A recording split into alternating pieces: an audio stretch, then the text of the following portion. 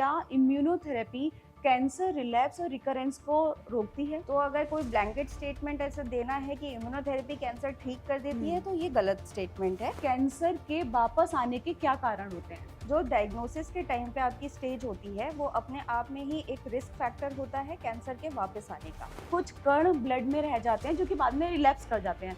तो क्या जब हम इतना सारा डिटेल वर्कअप करा रहे होते हैं, पेट सीटी कराया, एमआरआई कराया, इतना सब कुछ कराया, उसके बाद भी क्या वो पता नहीं चलता? आपका एक सर्टेन लेवल ब्लड में होना चाहिए, तभी आप उसको बता सकते हो कि इसके ब्लड में ये चीज़ है और आप उसको अर्ली डिटेक्ट कर सकते हो। बट ऐसा हर पेशेंट में पॉसिबल नहीं होता।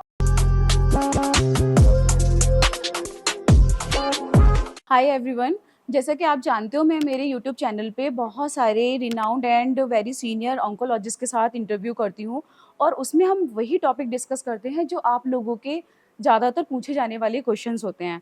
तो एक ऐसी प्रॉब्लम है जो मैंने देखा है मेरी ओपीडी में, मेरी प्रैक्टिस के टाइम पर, या आप लोगों ने जो मेरे डिफरेंट वीडियोज़ पे कमेंट किए हैं, उनमें से मैक्सिमम लोगों ने यही पूछा कि मैम सारा ट्रीटमेंट जो जो डॉक्टर ने हमें बताया हमने सब कुछ किया, फिर भी कैंसर वापस आ गया। सारा ट्रीटमेंट होने के बाद भी कैंसर वापस क्यों आ जाता है? तो आज इस वीडियो में मैं इस टॉपिक पर डिस्कशन के लिए मैंने मैक्स की दिल्ली में प्रैक्टिस करने वाली बहुत ही रिनाउंड एंड सीनियर डॉक्टर को इनवाइट किया है। तो आप सबसे पहले तो हम उनका वेलकम करते हैं, फिर आपके इन्हीं सारे क्वेश्चंस को एक एक करके डिस्कस करेंगे। So thank you doctor Disha for giving me your time. And जैसा कि आपने सुना होगा कि हम क्या टॉपिक डिस्कस करने वाले हैं, तो इसी को आज हम डिटेल में और बहुत ही सिंपल लैंग्वेज में लोगों तक बताना चाहते हैं कि पूरा ट्रीटमेंट लेने के बाद भी कैंसर क्यों वापस आता है। Thank you doctor Rekha for inviting me. आपने जो टॉपिक चुना है वो टॉपिक एक्चुअली में हमारी डे टू डे प्रैक्टिस में बहुत ज़्यादा किया जाता है। पेशेंट्स उनके अटेंडेंट्स, उन लोगों को बहुत एप्रीहेंशंस रहते हैं और बहुत परेशानी होती है कि कैंसर पूरा इलाज हमने करवाया, उसके बावजूद कैंसर क्यों वापस आ गया। तो इसको समझना है, स्टार्टिंग करनी है जब से कैंसर डायग्नोसिस हुआ है, वहाँ से लेकर एंड ऑफ ट्रीटमेंट तक क्या क्या ऐसे पॉइंट्स होते हैं जिनकी वजह से हम ये कह सकते हैं कि कैंसर वापस आने की कितनी संभावना होती है या किस मरीज़ में कैंसर आने के चांसेस ज़्यादा हैं। तो ये टॉपिक बहुत अच्छा है for the information, for the awareness, as well as हम जितने इसके बारे में जितने टॉपिक्स मैं अपने हिसाब से कवर कर पाऊंगी, मैं कोशिश करूंगी हर एक सवाल का जवाब देने का। राइट, तो सबसे पहले हम यही पूछेंगे आपसे कि कैंसर के वापस आने के क्या कारण होते हैं? तो कैंसर के वापस आने के मुख्यतः जो कारण होते हैं, सबसे पहले स्टेज ऑफ कैंसर होता है। जो डायग्नोसिस के टाइम पे आपकी स्टेज होती है वो अपने आप में ही एक रिस्क फैक्टर होता है कैंसर के वापस आने का। तो अगर आपका इनिशियल डायग्नोसिस मतलब शुरुआती डायग्नोसिस से बड़ी स्टेज का हुआ है तो बहुत ज़्यादा चांस हैं कि वो आपका रिलैप्स होगा, क्योंकि उसमें कुछ ना कुछ कैंसर के जो छोटे छोटे कण होते हैं वो आपके ब्लड स्ट्रीम में बहते रहते हैं, जो कि बाद में लेटर स्टेज में जाके दोबारा से डेवलप होता है, जिसको हम लोग रिकरेंस कहते हैं। दूसरा कारण होता है कि आपका डायग्नोसिस के टाइम पे आपका ग्रेड कैसा है। अगर आपका ग्रेड हाई है, अगर आपकी रिपोर्ट में ये लिखा आता है कि ग्रेड 3 का कैंसर है, इसका मतलब ये है कि आपका कैंसर जो है वो तेज़ी से फैलने वाला कैंसर है। तो इस प्रकार के कैंसर जो होते हैं उनका रिकरेंस या वापस आने की संभावना ज़्यादा होती है। तीसरा कारण ये होता है कि कुछ मरीज़ अपनी सेहत के कारण या साइड इफ़ेक्ट्स के कारण इलाज के पूरा ट्रीटमेंट नहीं ले पाते हैं या उसमें ट्रीटमेंट में फ्रीक्वेंट ब्रेक्स आते हैं। वो ब्रेक्स के कारण आपका इलाज ठीक से नहीं हो पाता है और कैंसर के कुछ ना कुछ कण रह जाते हैं, जिसके कारण उनके वापस आने की संभावना और बढ़ जाती है। चौथा कारण ये होता है कि कुछ मरीज़ों में जेनेटिकली प्रीडिस्पोजिशन होती है, जैसे कि मरीज़ों में कुछ ना कुछ उनका जेनेटिकली म्यूटेशन रहता है, जो कि एक तरीके का कैंसर बनने के बाद उनके शरीर में दूसरे तरीके का कैंसर बनने की भी संभावना रहती है। तो ये कुछ इम्पॉर्टेंट कारण होते हैं जिसके कारण बावजूद इसके कि आपने पूरा इलाज ले लिया है, आपका कैंसर वापस आ सकता है। सो डॉक्टर दिशा, आपने बहुत ही अच्छी बात बताई, लेकिन आपने जैसे कि सबसे पहली बात जो बोली कि कुछ कण ब्लड में रह जाते हैं जो कि बाद में रिलैप्स कर जाते हैं, तो क्या जब हम इतना सारा डिटेल वर्कअप करा रहे होते हैं, पेट सीटी कराया, एमआरआई कराया, इतना सब कुछ कराया, उसके बाद भी क्या वो पता नहीं चलता? नहीं, तो ये क्वेश्चन बहुत अच्छा है, पर इसका जो डिटेल एक्सप्लेनेशन है वो इस तरीके से होगा कि कैंसर को आप एक फास्ट मल्टीप्लाइंग सेल बोलते हैं, जो बॉडी में बहुत जल्दी-जल्दी फैलता है। तो कोई भी सेल जो बॉडी में है, जो कि आपका ब्लड स्ट्रीम के थ्रू जा रहा है, आप उसको बहुत मैक्रोस्कोपिक लेवल पे तभी डिटेक्ट कर सकते हो जब आपको उसका एक बड़ा अमाउंट मिलता है, मतलब कि वो ज़्यादा मल्टीप्लाई हो जाता है। अगर आपको उसको माइक्रोस्कोपिक लेवल पे डिटेक्ट करना है, उसके लिए भी आजकल तकनीकें जो हैं वो काफ़ी एडवांस होती जा रही हैं, और हम जिसको सर्कुलेटिंग ट्यूमर डीएनए बोलते हैं, ctDNA, उसके थ्रू भी हम लोग पता लगा लेते हैं। बट उसके लिए भी आपका एक सर्टेन लेवल ब्लड में होना चाहिए, तभी आप उसको बता सकते हो कि इसके ब्लड में ये चीज़ है, और आप उसको अर्ली डिटेक्ट कर सकते हो। बट ऐसा हर पेशेंट में पॉसिबल नहीं होता, और ऐसा आफ्टर सर्टेन स्टेज ही आपको पता चलता है कि अब आपका कैंसर फैलेगा या आपकी बॉडी में फैल चुका है। राइट। तो आपने मतलब काफ़ी अच्छी तरीके से इस चीज़ को एक्सप्लेन किया, लेकिन यहाँ पे मेरा एक डाउट और है, जो मुझे लगता है कि शायद जो वीडियो देख रहे होंगे या जो पेशेंट आते हैं उनके मन में भी वो डाउट होते हैं। उनका कहना यही होता है कि मैम, आई थिंक कीमोथेरेपी उसी पर्पज से दी जाती है कि भाई ब्लड में अगर कोई कैंसर सेल्स रह गई है तो आई थिंक उसका पर्पज वही होता है। स्टिल दे रिलैप्स और दे रिकरेंस और दे कन्वर्टेड इनटू स्टेज 4। तो उसके पीछे क्या लॉजिक है? उसके पीछे लॉजिक ये होता है कि हमारे पास एक टर्म हम जो यूज़ करते हैं साइंटिफिकली, उसको हम माइक्रोमेटास्टेसिस बोलते हैं। तो जब हम कीमोथेरेपी देते हैं, वो जैसे आपको ड्रिप चढ़ती है, उसी तरीके से ब्लड के थ्रू आपकी पूरी बॉडी में वो कीमोथेरेपी काम करती है, जो कि कोशिश करती है कि जो ब्लड में जितने भी सेल्स हैं वो छोटे से छोटे सेल को मार दे। पर कभी-कभी हमारे बॉडी में ऐसे सेल होते हैं कैंसर के जो नहीं मर पाते। उसके कारण ये होते हैं कि कुछ सेल्स जो होते हैं हमारे डोरमेंट रह जाते हैं, जिनके ऊपर आपकी कीमोथेरेपी नहीं काम कर पाती है। कुछ सेल्स जो होते हैं वो नहीं किल हो पाते हैं, जो कीमोथेरेपी पूरी होने के बाद इवेंचुअली फ्लरिश करते हैं, जिसकी वजह से आपका रिकरेंस आता है। तो ये माइक्रोमेटास्टेसिस जो है, ये एक बहुत बड़ा चैलेंज है कैंसर ट्रीटमेंट में, जिसको कीमोथेरेपी काफ़ी हद तक कवर कर लेती है, बट 100% श्योरिटी नहीं देती है। और आई थिंक डॉक्टर दिशा, यही रीजन है कि पूरा ट्रीटमेंट होने के बाद भी हम पेशेंट्स को इतने लंबे फॉलोअप में रखते हैं। बिल्कुल। तो फॉलोअप हमारे कैंसर के ट्रीटमेंट में बहुत इंपॉर्टेंट है। उसका कारण यही है कि कैंसर के रिकरेंस होने के चांसेस बहुत हाई होते हैं। कोई भी कैंसर हम लोग आफ्टर ट्रीटमेंट ये नहीं बोलते हैं कि आप कैंसर फ्री हो गए हो। कैंसर फ्री बोलने के लिए हर कैंसर का एक अलग अलग टाइमलाइन होता है। कुछ कैंसर्स में हमारा फॉलोअप 10 से 15 साल चलता है, कुछ कैंसर्स में हमारा फॉलोअप 5 साल चलता है। ज़्यादातर पेशेंट्स को हम एडवाइस करते हैं कि आप 5 साल का मिनिमम फॉलोअप लीजिए, ताकि हम आपको कैंसर फ्री घोषित कर सकें, या आप अपना जो नॉर्मल रूटीन है वो डेली रूटीन फॉलो कर सकते हैं, और आपको ज़्यादा बार फॉलोअप के लिए उसके बाद नहीं आने की ज़रूरत है। पर फॉलोअप का रीज़न ही यही है कि कैंसर के वापस आने की संभावना बनी रहती है। राइट। ओके डॉक्टर दिशा, मुझे ना इसमें ये बताइए कि जो कैंसर वापस आता है उसको आप अपने सिंपल लैंग्वेज में कैसे डिफाइन करते हो? तो कैंसर को वापस आने को हम रिकरेंस कहते हैं, और अगर किसी का सिम्टम के रिस्पेक्ट में हम बात करें कि अगर किसी का सिम्टम दोबारा से वापस आ रहा है, तो उसको हम रिलैप्स कहते हैं। जब हमारा ट्रीटमेंट पूरे होने के बाद अगर कैंसर वापस आता है, तो उसको हम रिकरेंस कहते हैं। अब इसमें रिकरेंस भी कई तरीके के हो सकते हैं। तो जैसे रिकरेंस में हम ये बोलते हैं कि कुछ रिकरेंस हैं जो हमारे जल्दी हो जाते हैं, कुछ रिकरेंस होते हैं, कुछ कैंसर्स में ऐसा होता है कि लेट रिकरेंस आने के चांसेस होते हैं। उसी हिसाब से हमारा फॉलोअप भी डिसाइडेड होता है कि कौन सा कितनी देर तक किस पेशेंट को फॉलोअप की रिक्वायरमेंट है। तो रिकरेंस का रीज़न अगर मैं आपको बोलूँ, तो रिकरेंस का रीज़न का एक बहुत बड़ा कारण ये होता है कि जैसे इंडिया में मुख्यतः कैंसर जो होता है, हम देखते हैं जो हेड एंड नेक का कैंसर होता है, जो ज़बान का कैंसर हो गया, चीक का कैंसर हो गया, गाल का कैंसर हो गया, उसका रीज़न होता है कि यहाँ पे तंबाकू इतनी ज़्यादा खाई जाती है, स्मोकिंग इतनी होती है, अल्कोहल इतना यूज़ होता है। तो इस तरीके के पेशेंट में हमेशा एक संभावना बनी रहती है दूसरा कैंसर होने की। ठीक है, इसको हम साइंटिफिक टर्म में फील्ड कैंसराइजेशन बोलते हैं।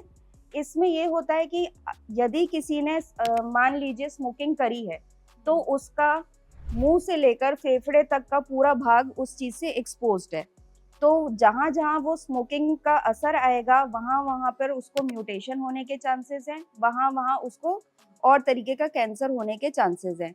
तो अगर उसको मान लीजिए ज़बान का कैंसर है बिकॉज ऑफ स्मोकिंग, तो इसका मतलब ये नहीं कि उसको बाकी जगह कैंसर नहीं हो सकता, क्योंकि वो स्मोक कर रहा है, वो स्मोक फेफड़ों तक जा रहा है, बहुत चांसेस हैं कि उसको आगे चल के फेफड़ों का कैंसर भी हो सकता है।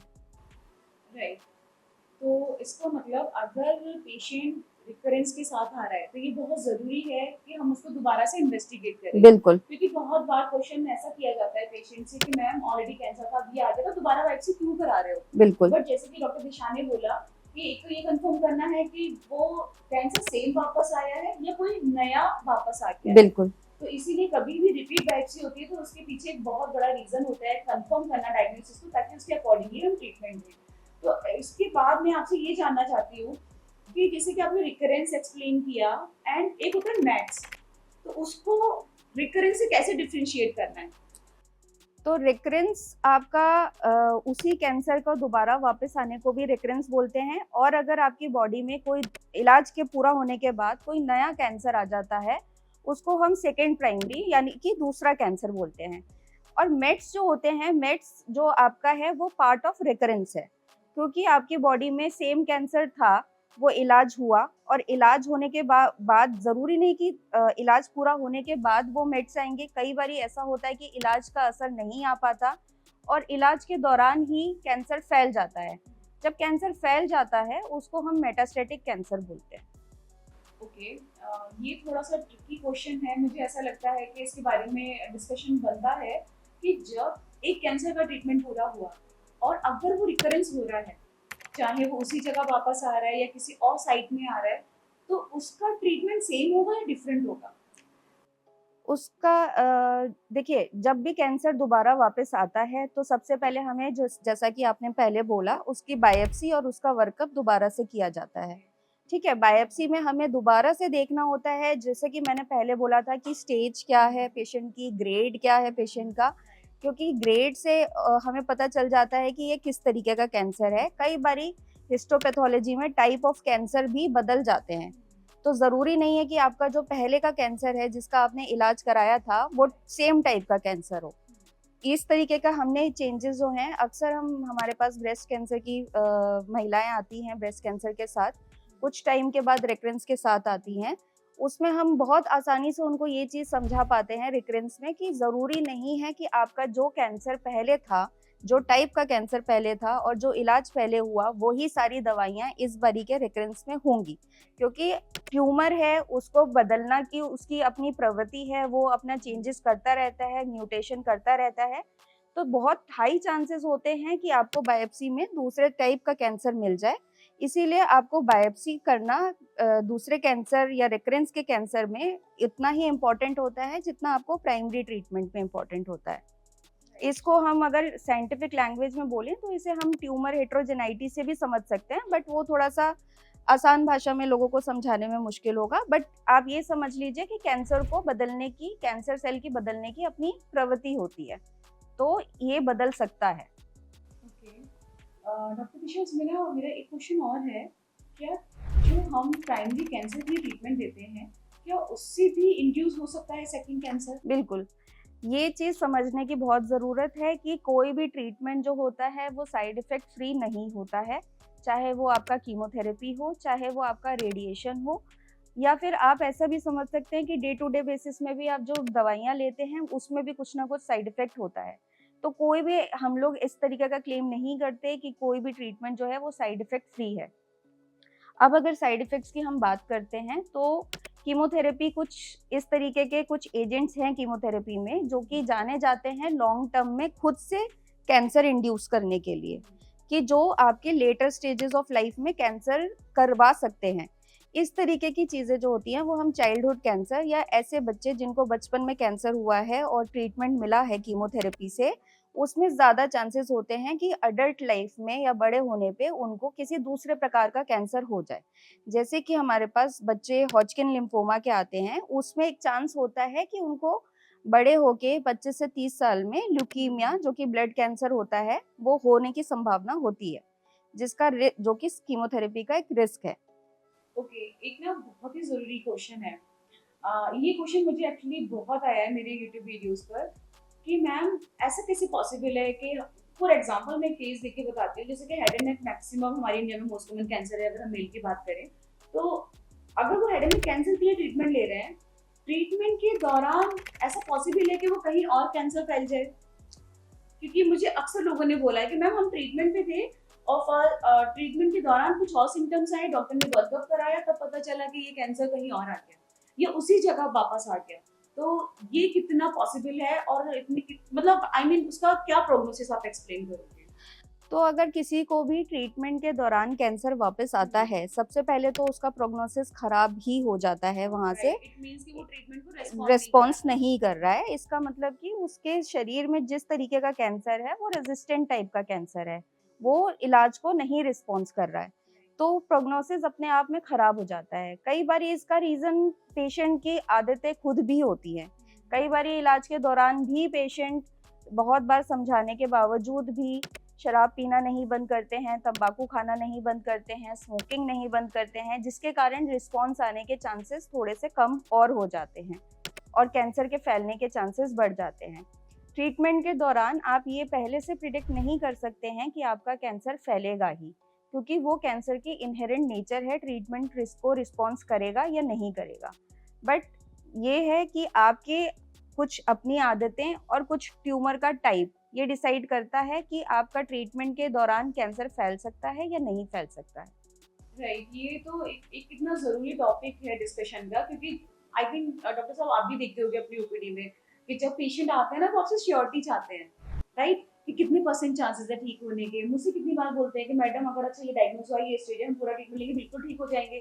तो आई थिंक डॉक्टर दिशा ने इतना डिटेल में, इतने अच्छे से सिंपल लैंग्वेज में एक्सप्लेन किया है कि ये बोलना कि 100% ठीक हो जाएंगे कोई नहीं प्रिडिक्ट कर सकता। इट्स वेरी अनप्रिडिक्टेबल, क्योंकि कैंसर की बायोलॉजी क्या होगी ये हमें भी नहीं पता होता। बिल्कुल। वो तो जब स्टेज डायग्नोज हुआ, स्टेज बना, ट्रीटमेंट प्रोटोकॉल डिसाइड हुए और पेशेंट का जो कैंसर बायोलॉजी है वो कैसे उसको रेस्पॉन्ड कर रहा है, ये सारे इन फैक्टर्स पे डिपेंड करता है। बिल्कुल। आप कुछ ऐसा सजेस्ट करेंगे कि लाइक ऐसे कौन से मॉडिफाइबल रिस्क फैक्टर हैं जो लोग अपनी day to day lifestyle में अडेप्ट करें, या फिर ऐसा कौन सी प्रिवेंशन टिप्स हैं जो कैंसर रिकरेंस या रिलैप्स को कम करे?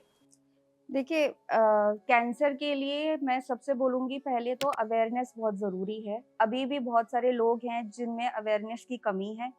हमारे देश में स्क्रीनिंग गाइडलाइंस हैं कुछ कैंसर के लिए, बट स्क्रीनिंग की भी अवेयरनेस की कमी है अभी।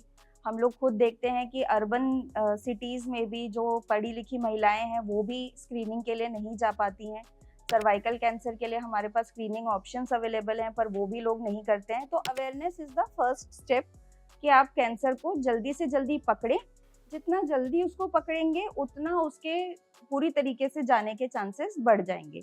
जैसे कि मैंने स्टार्टिंग में भी आपको यही बताया था कि स्टेज पे और टाइप पे बहुत ज़्यादा डिपेंड करता है। तो आपका अगर जल्दी पकड़ा जाएगा कैंसर तो आपके ठीक होने की संभावना बढ़ जाएगी। उसके अलावा आप एक हेल्दी लाइफस्टाइल जिए, आप अपनी एक्सरसाइज को डेली रूटीन का पार्ट बनाएं, आप हेल्दी डाइट फॉलो करें, ठीक है। और आपको देखिए, बोलते हैं कि अल्कोहल पीने से बहुत एक सर्टेन लिमिट में पीने से कैंसर नहीं होता है, बट इस पे भी बहुत सारी स्टडीज हैं। तो देर आर स्टडीज जो बोलती हैं no amount of alcohol is a safe alcohol. तो कुछ ना कुछ आपको रिस्क उसमें रहेगा, कुछ ना कुछ संभावना रहेगी।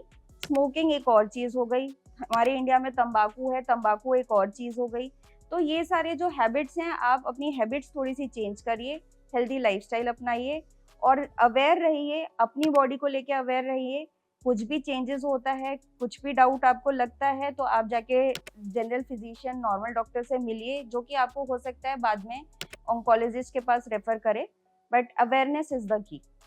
राइट, लास्ट में एक बहुत ज़रूरी क्वेश्चन मैं आपसे पूछना चाहूँगी। जैसे कि आजकल हर जगह इम्यूनोथेरेपी का बहुत ज़्यादा क्रेज़ है, बहुत ट्रेंड है, लोगों ने तो स्पेशली इम्यूनोथेरेपी सेंटर्स ओपन किए हुए हैं। डजेंट मैटर कि वो क्या कैंसर है, क्या डायग्नोसिस है, मतलब इनफैक्ट वो पूरा गारंटी लेते हैं कि इम्यूनोथेरेपी करके हम कैंसर को बिल्कुल ठीक कर देंगे। तो यहाँ पे मेरा आपसे बस एक ही क्वेश्चन है कि क्या इम्यूनोथेरेपी कैंसर रिलैप्स और रिकरेंस को रोकती है, प्रिवेंट करती है? उसका कितना बड़ा रोल है इम्यूनोथेरेपी का? देखिए, इम्यूनोथेरेपी को लेके काफ़ी लोग मिसगाइडेड भी रहते हैं कि इम्यूनोथेरेपी लेंगे तो हम पूरी तरीके से ठीक हो जाएंगे, बट इस तरीके से इम्यूनोथेरेपी काम नहीं करती है। इम्यूनोथेरेपी जो है वो आपके इम्यून सिस्टम के द्वारा ही आपके कैंसर सेल को मारती है। मतलब आपकी बॉडी में जो इम्यून सेल्स ठीक से काम नहीं कर रहे थे, उसको ही वो कोशिश करती है मॉडिफाई करके कैंसर सेल को मारे। तो इम्यूनोथेरेपी के भी अपने कुछ टारगेट्स होते हैं जिसमें जाके वो जिसके थ्रू वो काम करते हैं कैंसर सेल्स को मारने के लिए। और हर पेशेंट में इम्यूनोथेरेपी काम नहीं करती है, ये भी समझने वाली बात है। और हर कैंसर में इम्यूनोथेरेपी काम नहीं करती है। कुछ टेस्ट होते हैं जो कि कराने होते हैं इम्यूनोथेरेपी से पहले। अगर आपका ट्यूमर इस तरीके का है जिसमें हमें लगता है कि इम्यूनोथेरेपी दी जा सकती है, वो आपको कुछ टेस्ट कराते हैं जैसे कि हम एनजीएस प्लेटफॉर्म बोलते हैं। तो उसके बाद ही हम ये डिसाइड कर सकते हैं कि आप इम्यूनोथेरेपी के लिए एलिजिबल हैं, आपके कैंसर को इम्यूनोथेरेपी मार पाएगी या नहीं मार पाएगी। तो अगर कोई ब्लैंकेट स्टेटमेंट ऐसा देना है कि इम्यूनोथेरेपी कैंसर ठीक कर देती है, तो ये गलत स्टेटमेंट है। वो डिपेंड करता है कि ट्यूमर का टाइप कैसा है और आपकी बॉडी में इम्यूनोथेरेपी उस ट्यूमर के टाइप के बेसिस पे काम करेगी या नहीं करेगी। राइट। तो कुल मिला के मतलब अगर मैं कहूँ कि जैसे कि क्या था ना कि अभी रिसेंटली ना एक वीडियो पे कमेंट था कि मैम मेरा बकल म्यूकोसा का कैंसर था, ऑपरेशन हो गया, ट्रीटमेंट हो गया, लेकिन मुझे किसी ने भी ये बोला है कि आप 6 साइकिल इम्यूनोथेरेपी ले लो, ये कैंसर को आने से रोकेगी। तो आई थिंक डॉक्टर दिशा ने बहुत ही इजी वे में बहुत ही इंफॉर्मेटिव इंफॉर्मेशन दी है कि इसका रिकरेंस और रिलैप्स में कोई रोल नहीं है, इसको हम ट्रीटमेंट में यूज करते हैं। राइट, मतलब कैंसर के लौट के आने के चांसेस को कम करेगी, ये ऐसा कुछ है? ऐसा नहीं है, अभी फिलहाल तो ऐसी कोई गाइडलाइन नहीं है कि आप ब्लैंकेट इम्यूनोथेरेपी ले लीजिए। अगर आपको कैंसर है और वो नहीं आपका जा रहा है नॉर्मल कीमोथेरेपी से, या वो कैंसर का that is totally different thing I think. Cancer है, सारा ट्रीटमेंट लिया, रेजिडुअल आ गया, रिलैप्स आ गया, मेट्स हो गया, तब हम उस टाइप के कीमो के साथ या इम्यूनोथेरेपी का रोल है। पर कैंसर अगर लौट के नहीं आएगा, इसके लिए हम इम्यूनोथेरेपी देना चाहते हैं, तो ऐसा बकल म्यूकोसा के कैंसर में तो बिल्कुल भी नहीं है। आई थिंक मतलब मुझे तो किसी भी कैंसर भी नहीं है ये वाला स्टेटमेंट ना कि आप कैंसर फ्री हो and you just take immunotherapy to be to just cancel the मतलब रिलैप्स और रिकरेंस, ऐसा तो नहीं है किसी में? अगर है तो कुछ मतलब हम अपना इन्फॉर्मेशन यहाँ पे दे सकते हैं। आप जैसे कि आप ऑन्कोलॉजिस्ट हैं, मेडिकल ऑन्कोलॉजिस्ट हैं, इतने अच्छे सेंटर पे आप जॉब करते हो, तो कभी आपने ऐसा दिया है कि भाई आप तो कैंसर फ्री हो लेकिन ये ले लो ताकि कैंसर नहीं आएगा लौट के, मतलब वो इम्यूनिटी बूस्टर की तरह लगाना चाहते हैं इम्यूनोथेरेपी? नहीं, वही मैंने आपको बताया था कि ये मिसगाइडेड होता है। इम्यूनोथेरेपी का रोल जो है वो बहुत ही सेट है और बहुत ही डिफाइंड है। आप हर कैंसर में उसको यूज़ नहीं करते हैं, और एज एन इम्यूनिटी बूस्टर तो आप उसको बिल्कुल यूज़ नहीं करते हैं। जब आपके शरीर में कैंसर है या आपका रिकरेंस या रिलैप्स हो गया है, आपके शरीर में कैंसर दोबारा वापस आ गया है, या आपका हायर स्टेज का कैंसर है जिसमें आपको इनिशियली ही अपफ्रंट इम्यूनोथेरेपी के इंडिकेशन बनते हैं, तो उस कंडीशन में हम लोग इम्यूनोथेरेपी से ही शुरू करते हैं। कुछ ऐसे स्टेजेस, हायर स्टेजेस में, या कुछ ऐसे कैंसर्स होते हैं जिसमें हम इम्यूनोथेरेपी से ही शुरुआत कर सकते हैं। बट आपका सब इलाज लेने के बाद आप 2 साल के लिए या 1.5 साल के लिए इम्यूनोथेरेपी ले लीजिए कि कैंसर वापस ना आए, इस तरीके से नहीं होता है। थैंक यू सो मच, आपने इतना डिटेल इतना अच्छा इन्फॉर्मेशन दिया। और जाते जाते वीडियो के एंड में कुछ कैंसर सर्वाइवर के लिए take home message type convey करना चाहेंगे? कैंसर सर्वाइवर के लिए मैं सबसे पहले यही बोलूँगी कि आप अपने आप को मेंटली फिट रखिए। आप ये मत सोचिए कि आपका जीवन का एक पार्ट ख़त्म हो गया है, या आप बार-बार इस बारे में सोचेंगे तो आपकी शायद फंक्शनैलिटी पे असर पड़ेगा। आपको मेंटली फिट रहना है। मेंटली फिट रहने के लिए आप डेली एक्सरसाइज करिए। आपकी जो पहले की डेली रूटीन थी आप उसे फॉलो करिए। आप हेल्दी लाइफस्टाइल अपनाइए और रेगुलर फॉलो अप करवाइए। जब आपका फॉलो अप का टाइम पीरियड पूरा हो जाएगा, उसके बाद आपको कैंसर फ्री घोषित कर दिया जाएगा, और उसके बाद आप पहले के तरीके से सारी चीज़ें नॉर्मल कर सकते हैं। नॉर्मल तो आप वैसे भी कर सकते हैं, बट आपको मेंटली फिट होना पड़ेगा। आप अगर मेंटली फिट हैं, आधी जंग कैंसर की वहीं पे जीत ली जाती है। Thank you so much. And मैं आप सभी से रिक्वेस्ट करूंगी कि जितना अच्छा डॉक्टर दिशा ने हमें इम्यूनोथेरेपी के बारे में बताया, ऑलरेडी हमने इसमें बहुत इन्फॉर्मेटिव वीडियोस बनाए हैं, किसमें दे सकते हैं किसमें नहीं दे सकते, बहुत सारे myth regarding the immunotherapy and और भी कैंसर से रिलेटेड वीडियोस हैं, स्पेशली रेडिएशन से related side effect and management, तो वो आप उनको देख सकते हैं। जो भी नीडी है उनको शेयर करिए एंड अगर आपको स्टिल कोई क्वेश्चन ऐसा है जो आप चाहते हो कि मैं डॉक्टर दिशा से डिस्कस करके आप लोगों तक कन्वे करूँ, तो आप कमेंट करके ज़रूर बताइएगा। मैं अपने फ्यूचर में भी वीडियोस रिगार्डिंग दी इम्यूनोथेरेपी उनके साथ सेशन प्लान करूँगी। And thank you so much for watching. Please like, comment and share with others, and don't forget to subscribe. Thank you so much.